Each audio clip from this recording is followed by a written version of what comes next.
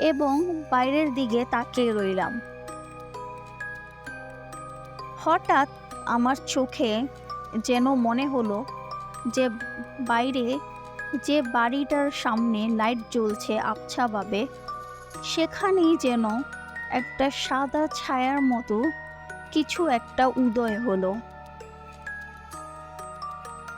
এবং সেখান থেকে হাঁটা শুরু করলো ঘরের দিকে। সে বাড়িতে ছাদের উপরে একটি ঘর ছিল। আমার কাছে মনে হলো সে সাদা ছায়াটি হাঁটতে হাঁটতে সে ঘরের দিকেই চলে গেল।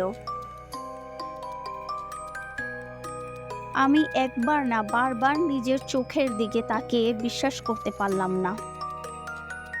চোখকে বারবার টানছি এবং বলছি যে এটি সত্যি নাকি মিথ্যা।